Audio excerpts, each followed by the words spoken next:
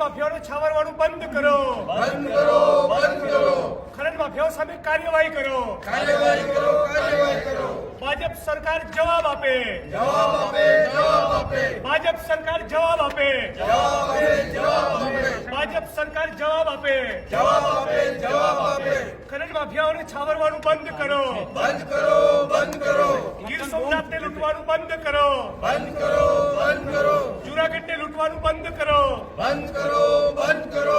સુરેન્દ્ર ખનીજ માફિયાઓને અંકુશમાં લાવો, અંકુશ બનાવો, અંકુશ બનાવો. ભાજપ સરકાર જવાબ આપે, જવાબ ચોરવાડને લૂંટવાનું બંધ કરો, બંધ કરો, બંધ કરો. જૂનાગઢની ખનીજ ચોરી બંધ કરો, બંધ કરો, બંધ કરો.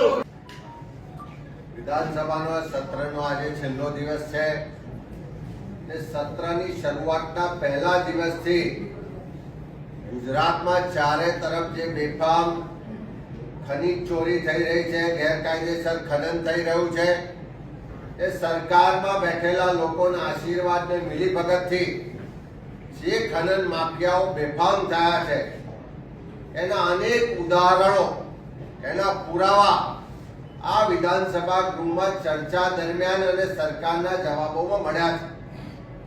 આજે અમારા સાથી ધારાસભ્ય વિમલભાઈ ચુડાસમા દ્વારા એમના પોતાના હોમટાઉન ચોરવાડમાં લિગ્નાઇટની જે રીતે બેફામ ચોરી થઈ રહી છે, ગેરકાયદેસર ખનન થઈ રહ્યું છે અને લાઇમસ્ટોન જે ગેરકાયદેસર ખનન થઈને કરોડો રૂપિયાનો ભ્રષ્ટાચાર કરવામાં આવે છે, એ બાબતની વારંવારની લેખિત મૌખિક રજૂઆતો પછી પણ સરકાર દ્વારા કોઈ પગલાં લેવામાં નથી આવતા. ગઈકાલે પણ એ બાબતે એમની રજૂઆત અનુસંધાને મંત્રી શ્રી દ્વારા ઉડાવ જવાબ આપવામાં આવ્યો હતો. વિમલભાઈએ પુરાવા પણ અધ્યક્ષશ્રીને આપ્યા, તેમ છતાં સરકારે સ્વીકારવા તૈયાર નથી. અને એ જ વાતને લઈને આજે વિમલભાઈએ રજૂઆત કરવાનો પ્રયત્ન કર્યો તો આપણે સૌએ જોયું કે કદાચ નિયમોની જોગવાઈમાં ના હોય પણ જ્યારે ગેરકાયદેસર ખનન થતું હોય, સરકારી મિલકતો લૂંટાતી હોય ને મળતિયા લોકો બેફામ રીતે કોઈના પણ ડર વગર આ લૂંટ ચલાવતા હોય તો પ્રજાના પ્રતિનિધિ તરીકે વિમલભાઈ વિધાનસભામાં ના બોલે તો ક્યાં બોલે? સાર્જન્ટો દ્વારા ઉંચકીને એમને બહાર લઈ જવામાં આવે છે. પણ ગુજરાતમાં ચારે તરફ જે રીતે ક્યાંક રેતીનું ખનન થાય છે, ક્યાંક ગેરકાયદેસર માટીનું ખનન થાય છે, ક્યાંક કોલસાનું ખનન થાય છે, એ કચ્છ હોય, જુનાગઢ હોય, ગીર સોમનાથ હોય, સુરેન્દ્રનગર હોય, કે બનાસકાંઠા હોય, દાહોદ હોય, નર્મદા હોય, આણંદ હોય કે ગુજરાતનો એક પણ ખૂણો, એક પણ જિલ્લો ને એક પણ તાલુકો એવો નથી કે જ્યાં ગેરકાયદેસર ખનન ના થતું હોય. આટલી મોટી સરકાર છે, આટલું મોટું તંત્ર છે, ખાણ ખનીજ વિભાગ છે, પોલીસનું તંત્ર છે, તેમ છતાં ગેરકાયદેસર ખનન કેમ નથી અટકતું? એટલા માટે નથી અટકતું કે એના હપ્તા એ ગામથી લઈને ગાંધીનગર સુધી પહોંચે છે.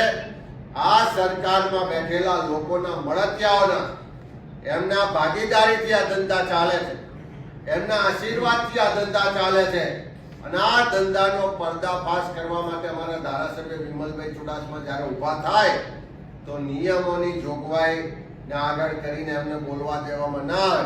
અમે અધ્યક્ષશ્રીને કહ્યું કે કદાચ નિયમોની જોગવાઈ નહીં હોય પણ ગુજરાતમાં ગેરકાયદેસર ખનન થાય છે, સરકારની સંપત્તિ લૂંટાઈ રહી છે, ખનન માફિયાઓ બેફામ છે, કોઈનો ડર નથી રહ્યો અને એના માટે પ્રજાનો ચૂંટાયેલો પ્રતિનિધિ અવાજ ઉઠાવવા માટેની વાત કરે તો સરકારે એને સાંભળવી જોઈએ, એને જવાબ માટે આગળ આવવું જોઈએ, ખનન ચોરી અટકાવવી જોઈએ.